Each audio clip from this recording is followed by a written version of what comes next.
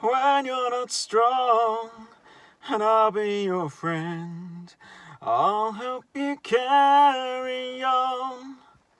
Well, Bill Withers may invite us to lean on him, but actually there is another we're to lean on. So please do look up in Proverbs chapter 3 verse 5 to 6. That's our little reading for today. Well, we all trust in something, but what? That's the question. We might trust in our own intelligence. I mean, we have to a certain degree. We might trust in our abilities, our financial plans, our partner, or even a job. Maybe our families or any of these things. We might even trust in humanity, our collective cleverness, our scientific and technological advances as a species. And yet we have to confess that a little strain of RNA has stopped humanity in our tracks. So is there something better, something more reliable, more knowledgeable, more dependable than us, than me, that I can put my trust in? Well, the answer is yes, the Lord. Now, it's easy to say that when the sun's out and everything's lovely. Actually, it's alternating between heavy downpours and sun. But it's easy to say when it's all good. But actually, in a way, that's like our life, isn't it? It alternates between quite good times and nice times, and then suddenly out of nowhere, it's pouring with rain. So it's easy to say, yeah, I trust in the Lord when everything's good, but what about when it's not good? When the unexpected happens? When our life takes that direction that we weren't expecting, that we didn't want, and it just throws us completely. Can we still then trust in Him? Well, this proverb reminds us we need to trust in Him at all times, in all ways, even before our own thoughts, when we don't understand it. Look at verse 5. Trust in the Lord with all your heart.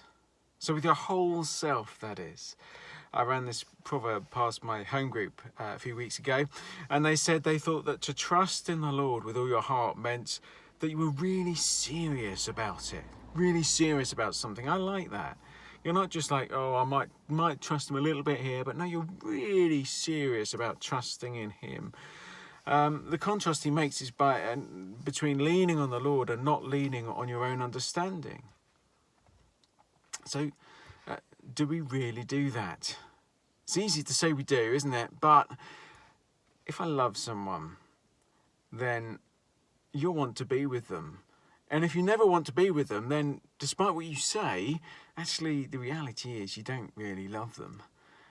The way I act, the way I carry on, that's a good indicator of my true feelings. And if I say I trust in the Lord over and above my own abilities, won't that be reflected in a desire, a need to be talking to Him often about all sorts of things, to be reading what He's already said in the Bible?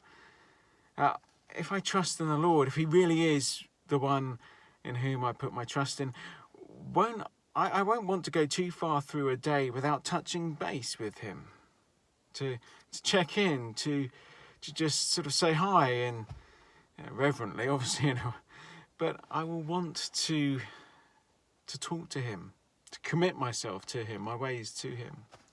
Again, I asked my home group what difference this proverb will make to their lives, and one wise woman said, "It makes me stop and bring things to God that I might not otherwise do." That's brilliant, isn't it? It makes me stop and bring things to God that I might not otherwise do. I wonder if we feel the need to bring anything before the Lord, or does it only occur to us when things go wrong? Everything else has gone wrong, there's nothing else for it, I'm going to have to pray about this. That's often the way it is, isn't it?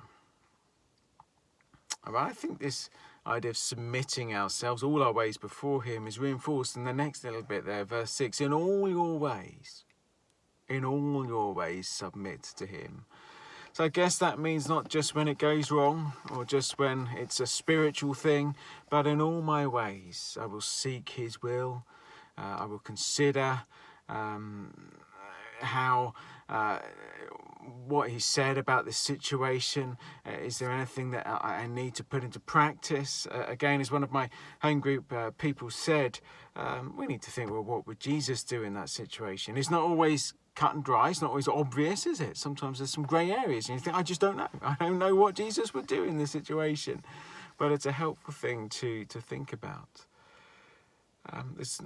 What I want isn't the only thing that matters. What I think is best, I have to confess, it might not be the best thing. So what does God want me to do in this situation? What does God want me to do for that person? What does God want me to do with this problem? What does God want me to do in this pandemic? I need to seek the Lord, submit my ways to him, say, Lord, this is what I think I should do. Lord, will you show me what you want me to do? Solomon says if we do this, the Lord will make our paths straight. And what does that mean? Well, it was the idea of the roads in the desert being made clear and proper and good so that you could travel through them.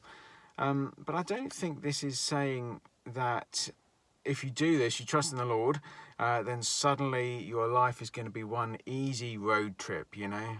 You're just cruising along at 70 miles an hour, no problems, no interruptions. It's all just like, you know, put the back down, the hood down on your convertible. I don't think that's the idea here. After all, why do we need to trust the Lord? Well, surely it's because actually you can't always see how things really are. You can't see. It's not always going to be an easy trip. If you don't need to trust someone, then you can see. But I think the point here is that actually in our lives, it's not always easy. The roads don't look clear. The way ahead is not always obvious. And so we're called, as we see this road stretching out before us, our lives before us, we're called to put our trust in him, even when the road ahead looks difficult. And then what he's saying is, as we place our trust in him, our faith in him, he will show us the way through, the path that we are to take. The morally straight way, the right way, the God-pleasing way through this road ahead of us. He will show us the way to go. Isaiah 30 verse 21. This is the way. Walk in it. So practically speaking, you have a dilemma, say, I'm just using your imagination here. Maybe there's an opportunity at work, but it requires some things you're not comfortable with. You know they're a little bit underhand. They're not quite right. What do? You know if you just do these iffy things and bend the rules a little bit, although it's not right, it's going to be a benefit to you. Is that right to do? Well, no. We are to trust in the Lord, to submit all of our ways to him and walk in the way that he has shown us and in the way that he is and has and will show us. I think when we bring God into our decision making, often our dilemmas, they become much less of a dilemma. They become much clearer. When we commit ourselves to him and think, well, what does God want me to do? Then things become a little bit clearer. And if they don't, if there's no particular guidance in the Bible about it, there's no particular principle to apply in the Bible that you can find, then it might just be that this big issue that you think is so big is really not a big issue at all. Sometimes we get so caught up in, should I do that? You know, what about that? And we make this huge thing about it. But what we need to do is submit our ways to him, and we bring it to him in prayer. We hold the situation, the thing, under the spotlight of his word, and then we trust God to lead us as we make that decision. Sometimes we can really overthink things, but you know, I don't think God's will is some secret mystery that he's deliberately hiding from us to make our lives a misery, so that then later on he can say, oh, well, you know, you should have looked a bit harder because there was this fantastic path. If only you'd just done that. I don't think that's the way God is. He's not cruel. He's kind. He loves us. So we are to trust him to lead us through our lives. We are to commit all of our ways to him. We are to read what he's already revealed in his word. We are to lean on that. We are to pray about that. We are to seek godly counsel. And when we've done all that, we can make our decision in line with what we know to be true of the Lord and what he's told us and is telling us.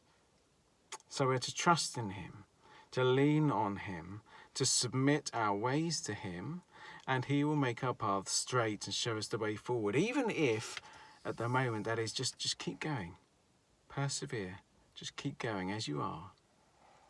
So unlike that song that we started with that says, lean on me when you're not strong, we are to lean on God, not just when we're weak, but at all times. And God says, I will help you carry on. So, question for you as we close. What do you think it means for you right now, today, to trust in the Lord with all your heart? What does that mean for you right now?